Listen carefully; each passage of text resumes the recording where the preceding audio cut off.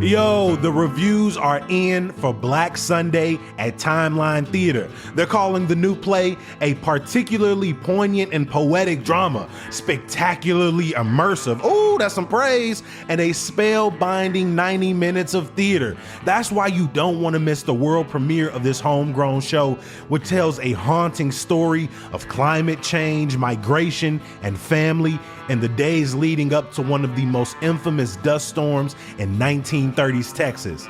Black Sunday runs through June 29th at Timeline Theater in Lakeview. For more info and tickets, head to timelinetheater.com.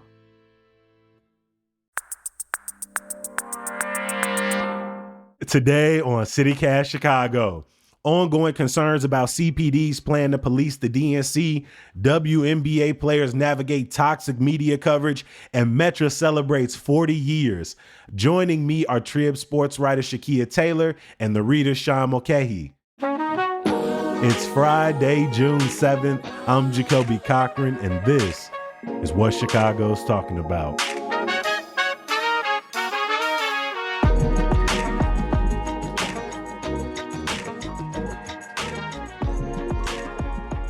Morning, Shakia. How you feeling today, my friend? Good morning. How are you? I'm feeling great.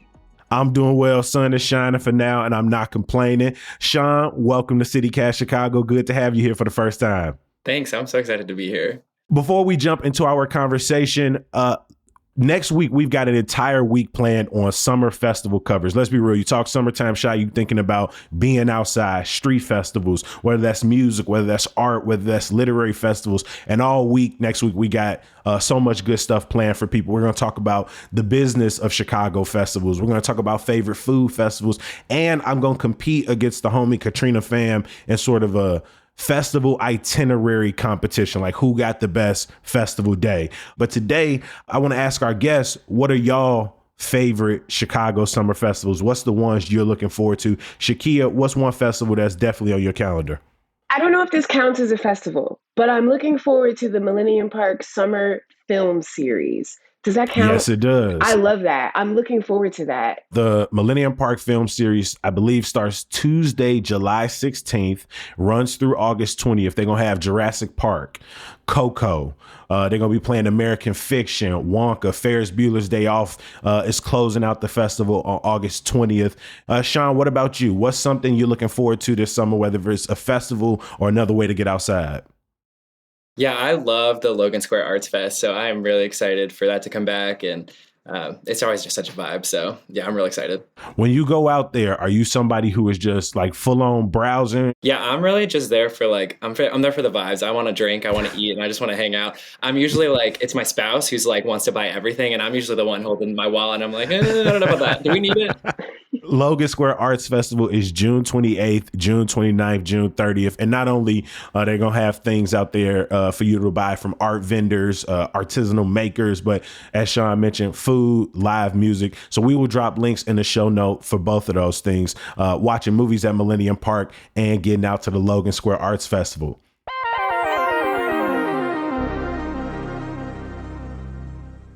If you're new to CityCast Chicago, every Friday, we like to bring in these great voices from around the city to talk about the stories that were important to us, the things that didn't make headlines. And of course, like every episode, some good, I ain't even gonna give it to you yet, right? Some good news. This week, we finally got our first look at CPD's plan for how they plan to police the Democratic National Convention. There's been so much conversation since it was announced Chicago is going to be the home of yet another political convention in which we have a long, storied, and infamous history with. And I'm gonna be honest, the press conference with Chief Larry Snelling, it had a real ominous, concerning tone. Sean, what took place at that press conference, and what has been the pushback thus far?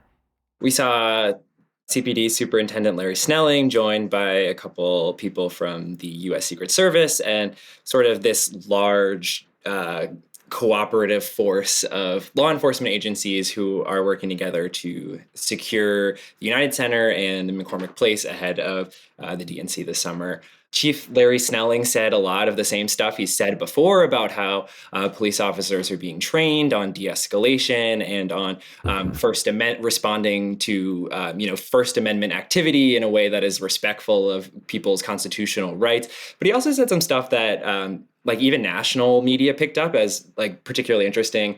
Originally, what we'd seen was, we will tolerate peaceful protesting, but we will not tolerate violence.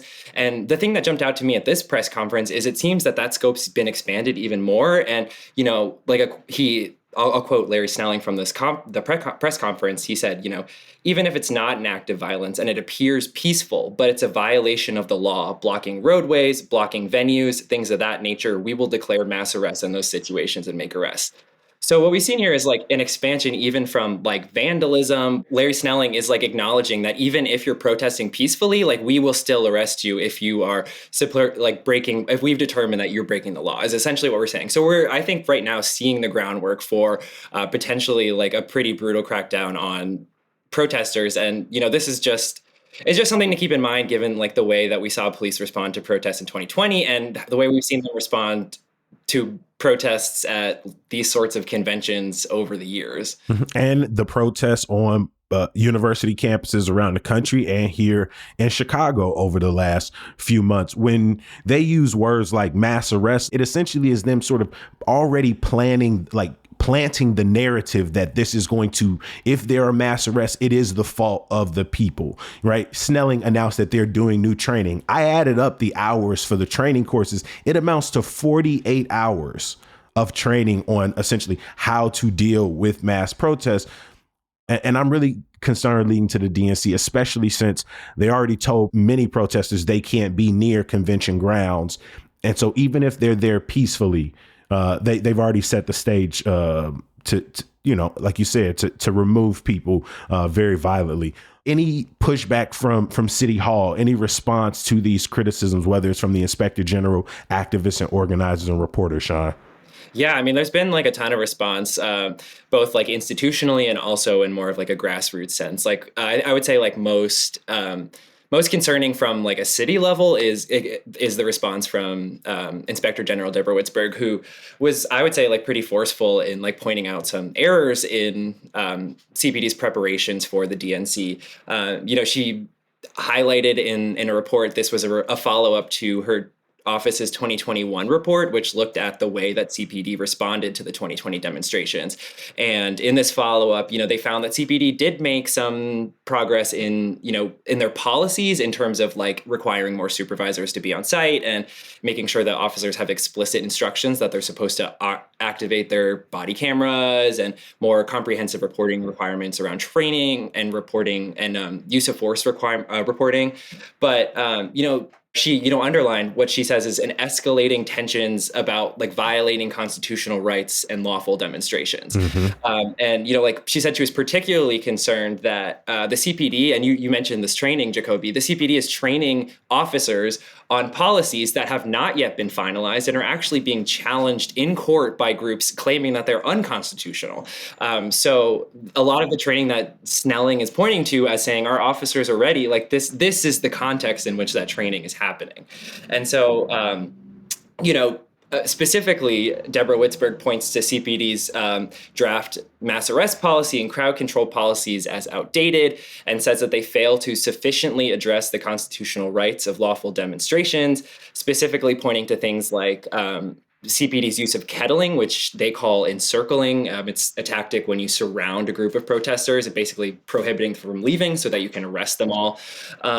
It also talks about things like CPD's policies around pepper spray. And it says that, she's warning Chicago police that they are not ready to respond to this. While the policies may be in place, the training is not there. And, what we could potentially see a lot of what we saw in 2020 repeat itself. And then, from the other side of this, we've heard a ton coming out of like the March on the DNC coalition. They're saying, they're expecting 40,000 people to potentially to come from all across the country to protest the U.S. aid to Israel, along with a ton of other related social justice causes. And yeah, so I mean, they've said from the beginning, we're going to protest no matter what you tell us. So I think, what we're really seeing is just as we're heading up to it, we're seeing CPD kind of like lay the groundwork for repressing this group of people who are saying we're going to protest no matter what.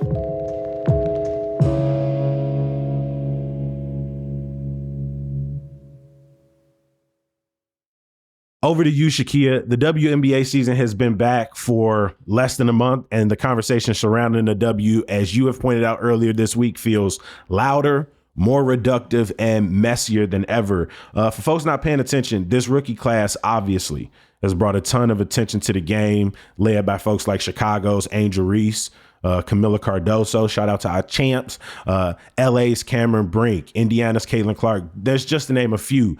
But with all this new attention has come a very like a toxic conversation around who is and isn't worthy of attention, scrutiny, and opportunities, and the reinforcement of how whiteness, and particularly a protection and pedestaling of whiteness, negatively impacts all involved, especially the Black and queer folks who built the W. Shakia, I mean, you obviously, as a sports writer, have been following the W for years, and this new amount of attention is coming with a whole lot of extra BS. Absolutely. The WNBA is at what I keep referring to. This is a watershed moment. This is a very critical point in this league's history. I know people act like the WNBA is new, but it's been around for 27 years. And in its 27 years of existence, we haven't seen anything like this. And there's a number of factors at play there. First of all, we have probably the most publicized rookie class in the history of the game, simply because we have social media, we have television, we have all of these people, all of these things coming into play. And then there's so much money involved. There's so much investment involved. You have teams like the Aces, the Las Vegas Aces, the Seattle Storm, the Phoenix Mercury, who either have or are getting these multi-million-dollar practice facilities. And every team needs them. The Chicago Sky is one of the teams who absolutely needs them. So when you have money and you have celebrity and you have new eyes, you have problems, you have mess. And unfortunately for, number one draft pick, Indiana Fever guard Caitlin Clark, it is coming with her. And I say in the column, and I say now for anyone listening, it's not her fault. It's not necessarily something she has done to invite this. She's not necessarily responsible for the actions of people who support her.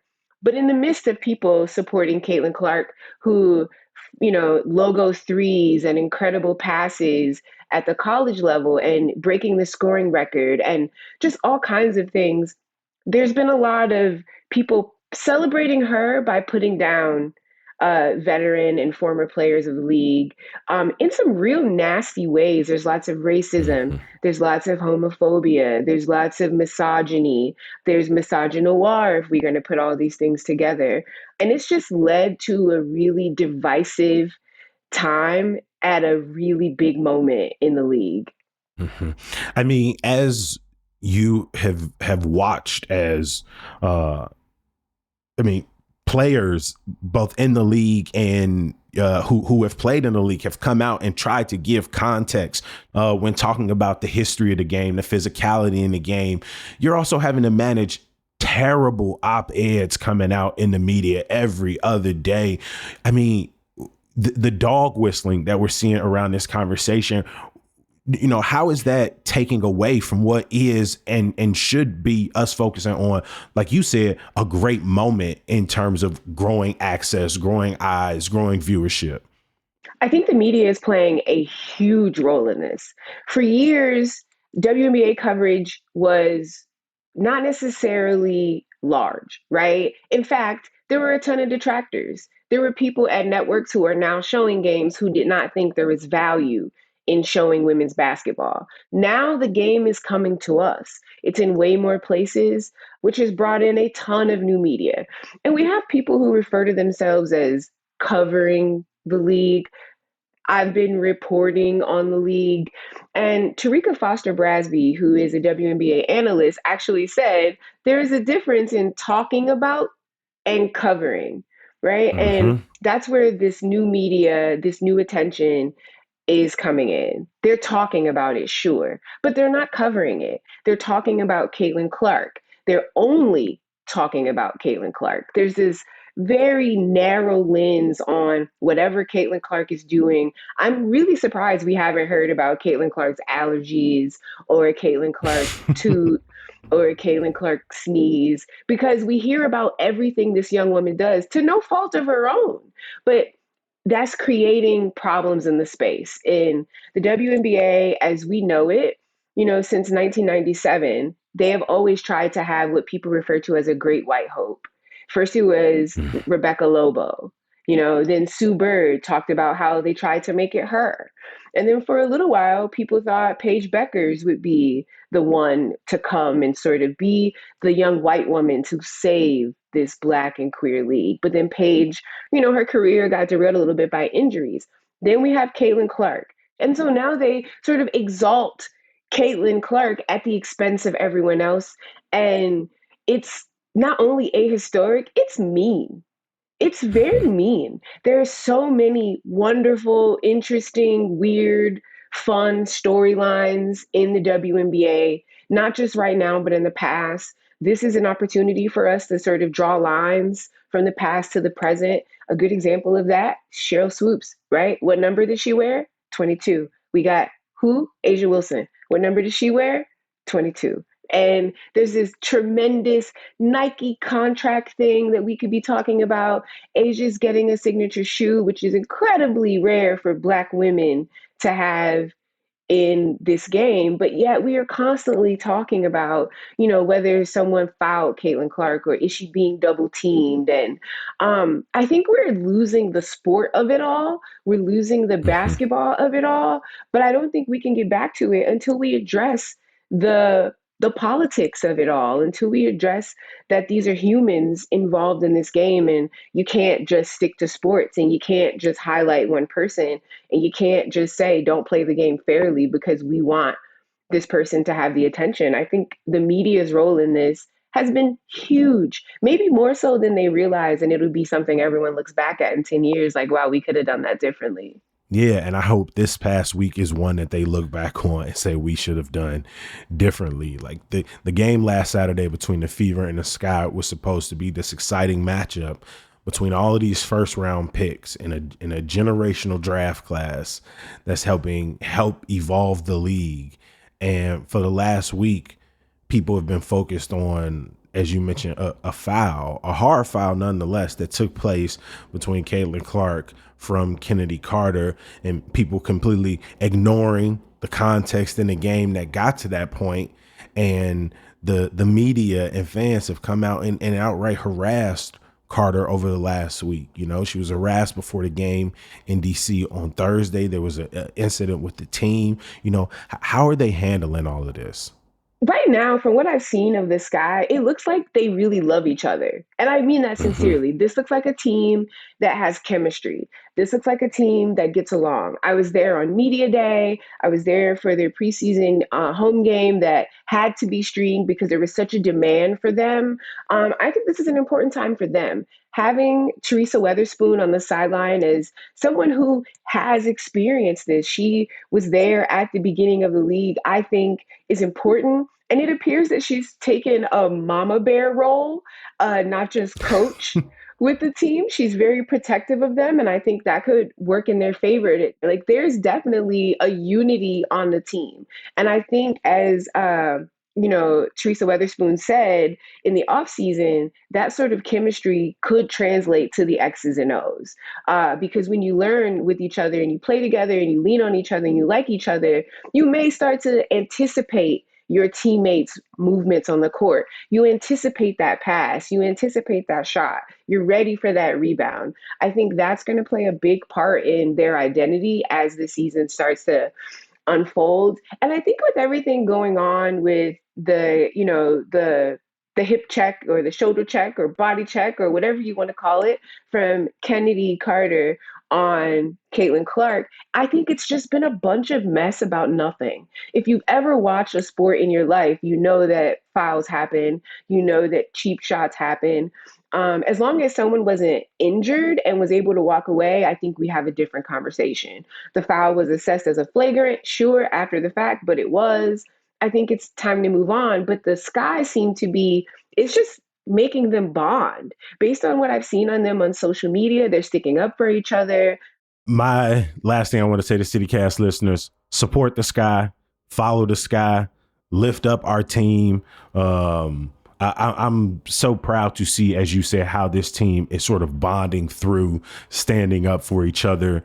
I love to see how Spoon is coming in and really guided this team and provided a sort of steady rock, like you said, of mentorship and leadership. And I'm excited to see what comes. And again, I want to see more investment in the Chicago Sky, in particular, infrastructure, and getting more eyes and attention.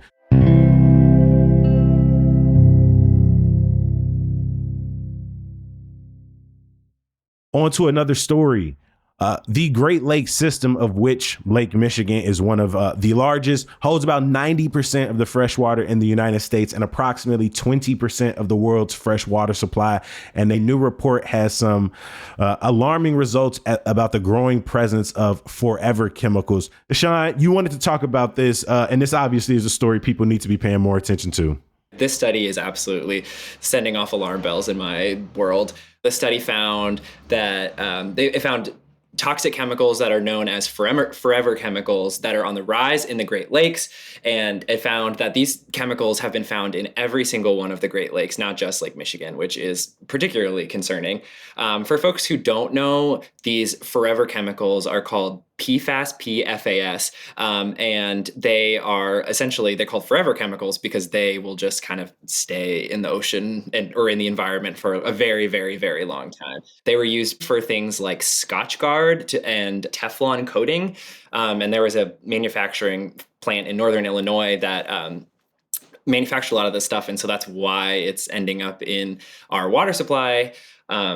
But yeah, I mean, the study found that levels are much higher near cities like Chicago and other major urban areas than they are at like rural areas, which tracks generally with pollution. But the concerning thing with this study was they found that the contaminants in rainwater are actually pretty consistent throughout the Great Lakes region. So this is not concentrated in urban areas, but also in rural areas because of how concentrated these chemicals are in the Great Lakes. These can build up in your blood and cause cancer and other diseases. Back in April, President Biden announced, some new requirements around testing for these chemicals. Now every water utility in the U.S. has to routinely test for these forever chemicals in drinking water, and any utility that's over a certain threshold has to overhaul their treatment plants to make sure that it's filtering the compounds out, which is a step in the right direction. However, testing by the Chicago Department of Water Management and the Illinois EPA found forever chemicals in treated drinking water from Lake Michigan. However, they're below the EPA thresholds. So currently, our water utilities don't have to do anything to change that, which is pretty scary.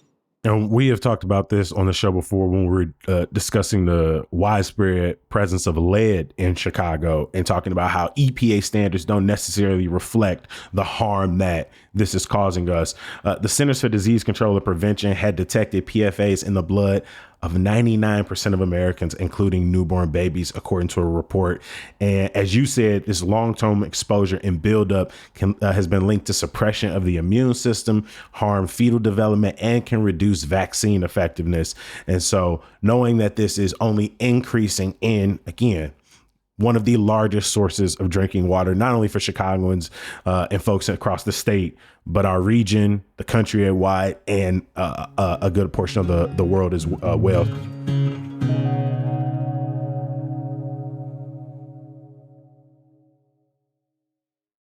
Over to a lighter story, one that made me extremely happy when I read it earlier this week. And it's about a mango warehouse in Romeoville that provides mangoes from across the world, particularly from parts of India and Pakistan. Shakia, this is an article you brought to my attention. Tell me more about Mango ZZ. First of all, this mango story is so fun.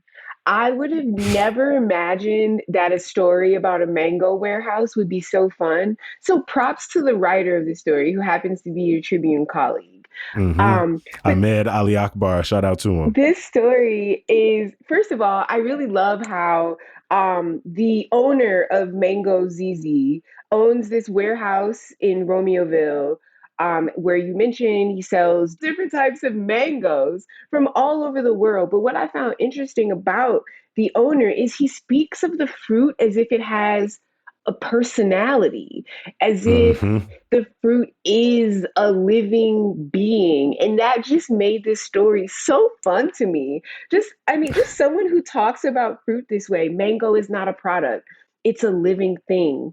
There is Mm-hmm. intelligence in a thing like a mango, there is life and intelligence. We should all speak that way. Everyone should. I've never had a mango in my life, and this story made me want one. Never. Hold on. Like you never had like mango flavored things, or you never had I've like a. had mango flavored things. I've never had an actual fresh mango because I don't like mango flavored things. I just assume I wouldn't like mango. Um, but I like that this story is making you go, oh. Yeah, absolutely. Because I didn't know there were different varieties of mango, that they taste different based on where they were grown, which I learned about wine happens too, like where you plant it is a factor in how it tastes and how it smells. And that is just so fun to me. This entire story about this person who values mangoes and says that the mangoes are like family members. Like, this is just amazing. It's also a credit to great writing to make a story about mangoes in Romeoville, a place that many people have probably never even heard of.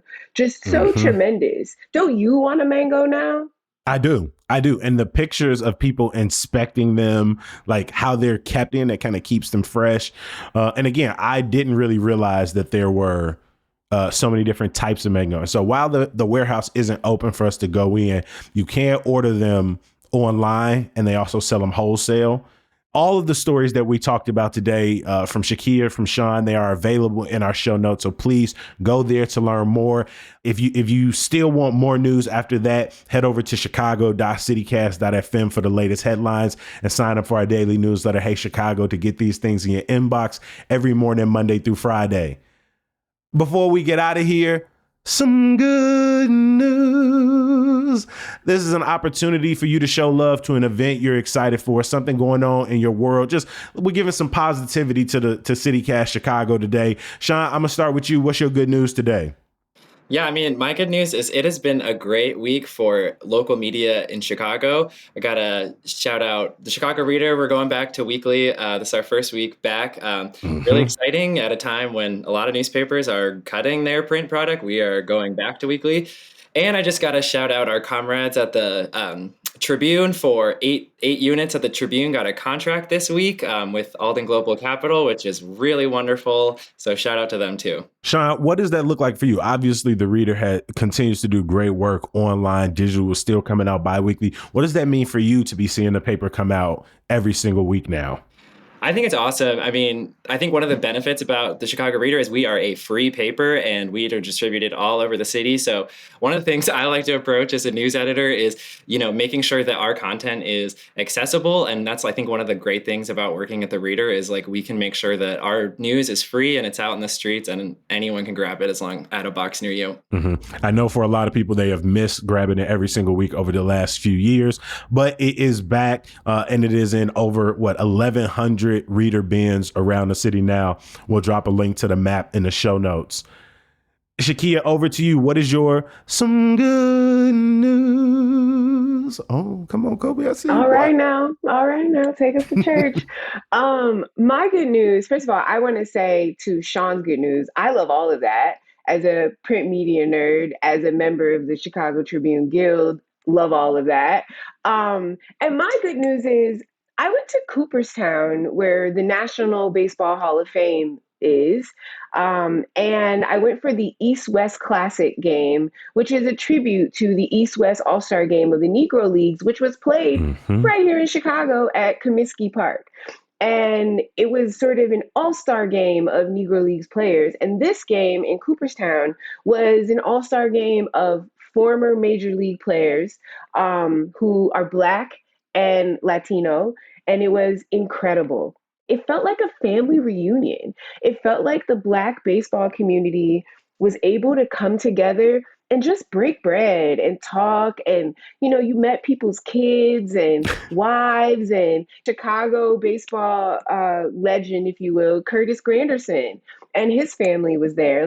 People with amazing baseball history, and we were celebrating amazing baseball history. And as you can tell from my enthusiasm, it was such a good time. And there were so many moments that I just got goosebumps.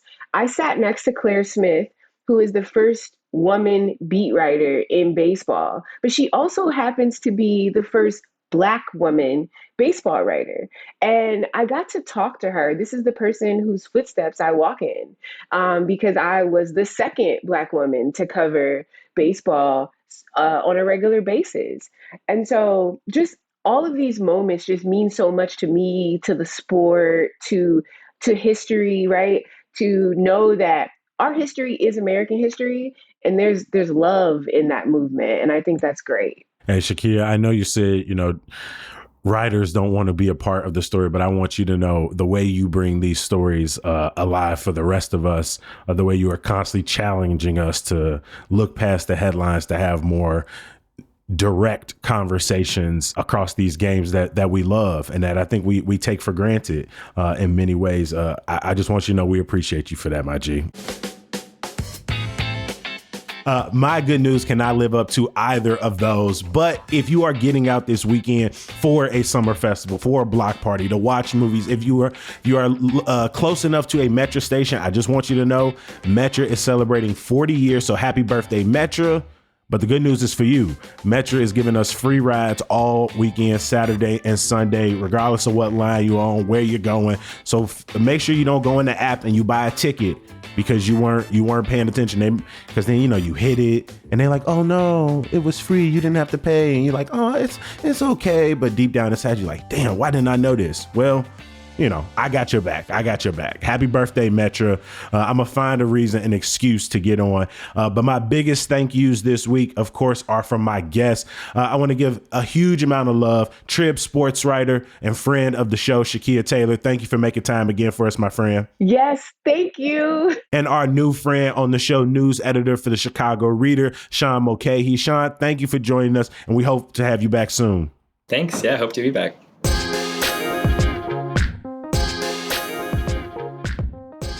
One more round of thank yous before we get out of here. I want to thank our executive producer, Simone Alicea, our producer, Michelle Navarro, our Hey Chicago newsletter editor, Sydney Madden. I also want to show some love to marketing director, Caroline Patton, for all of the great stuff y'all been seeing on social media lately. The music we all love is from Sam Thousand, All the Kimonos, and Mark Greenberg from the Mayfair Workshop. Hey, if you enjoy the show, please share us with your friends and family, rate and review the show wherever you listen. Make sure you subscribe to Hey Chicago, and most importantly, be back here bright and early on Monday when we start our full week of festival coverage, brought to you by Revolution Brewing.